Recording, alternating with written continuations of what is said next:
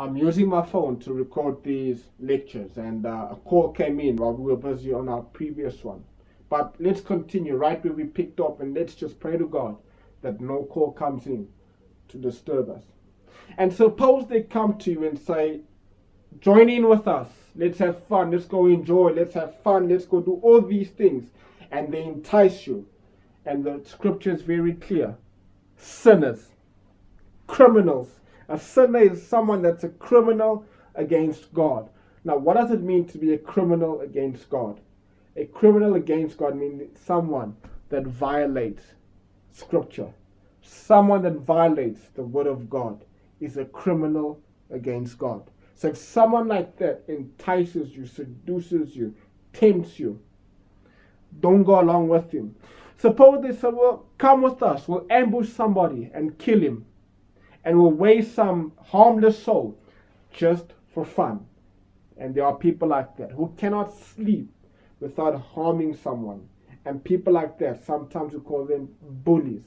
People that find pleasure in bringing someone down, in harassing somebody, in intimidating somebody, and exerting their power over someone who's weaker than them. We call them bullies, and they are everywhere. They're in the workplace environment, they are in schools, they're in universities, they're in the street corners. People that make it hard for other people to live. They are even in social media, to which we call cyberbullying. People like that are everywhere, intimidating, harassing, and using their strength and power to bring down someone else who's weaker than them. That's what we call cowards. And if someone like that, someone of that nature, comes to you and puts pressure on you and entices you and seduces you and says, come with us, let's go make someone else's life a living hell, let's go make someone else's life miserable, let's go bring someone else down, let's go steal from them, let's go intimidate them, let's go take something from them, let's go do something harmful to them, and we'll swallow them alive, like Sheol, like death, whole, like those who descend to the pit, meaning like someone who goes down into the pit of death.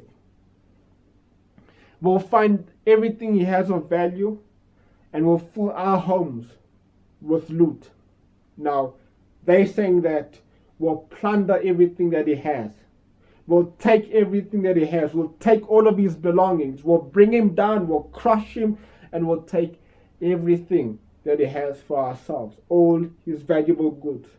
Now, there's something else that happens a lot in organizations, in corporate companies, to which we call coups. What's a coup?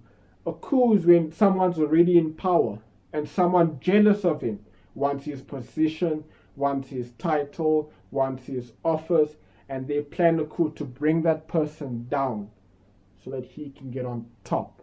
And that's wicked. And usually people that plan coup, they don't plan it alone. They bring a whole team with them, and they start talking bad about the person. They start bringing all kinds of lies and stories and gossip and rumors about that person, and they say, let's hunt his position, bring him down, you put me there on top, and I will lead you properly. And we see that in the life of Achitophel, as you say in Hebrew, but in English you call him Ahithophel, who was the advisor of Absalom, to which we call in English Absalom. And they went against David to try to take the kingdom from David, give it to Absalom, so that he can rule with Absalom. And that Ahithophel was a wicked person. And you know what? Even till today, there's a lot of Ahithophels and a lot of Absaloms that do the same thing. Exactly like what they did to David, to try to go after him and try to take the kingdom from him and keep it for themselves.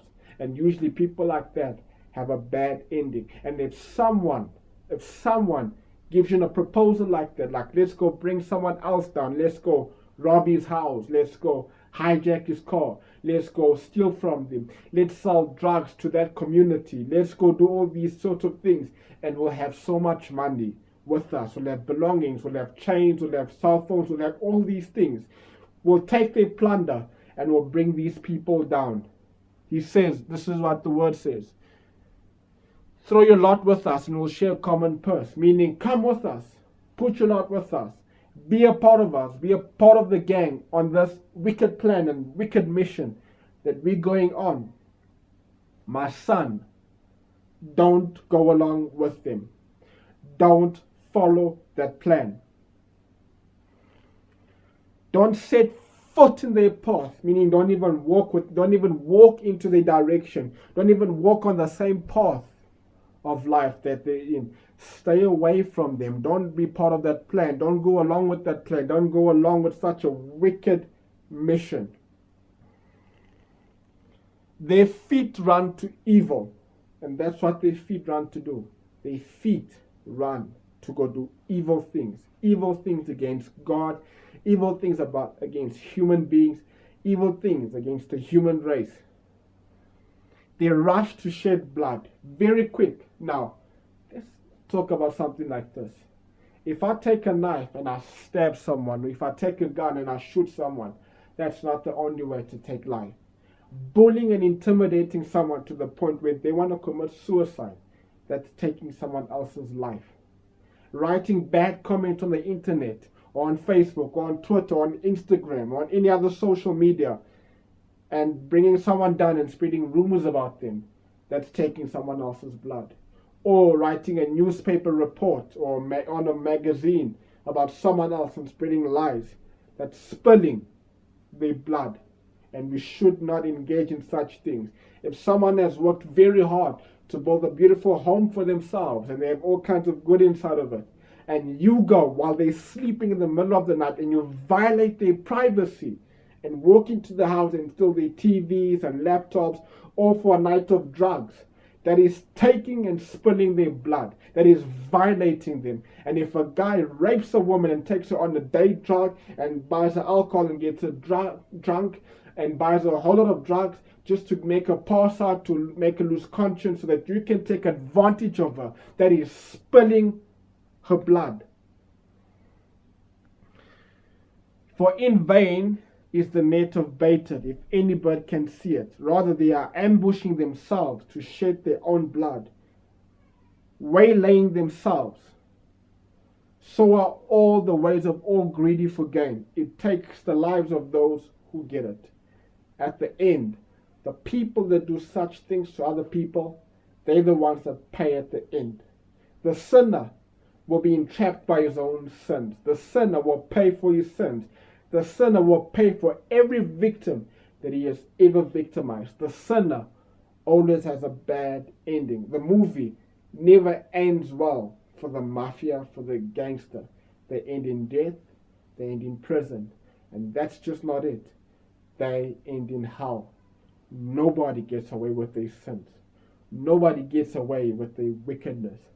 Nobody gets away with their evilness. Now, like I said before, we might be having a lot of issues in this country with police bribery, with corrupt judges, with corrupt court systems, with all types of briberies taking place there, and criminals are working in and out of the streets, and they sit 2 days in prison and 3 days, and they continue to go out, and they're paying each other, and lawyers and judges are paying each other, and rapists and murderers are just walking around in the streets, and no justice is taking place.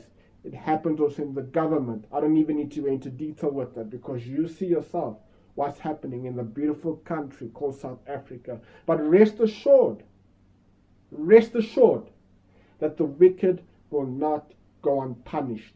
And those who are greedy for gain, that greed will only take their lives. Until next time.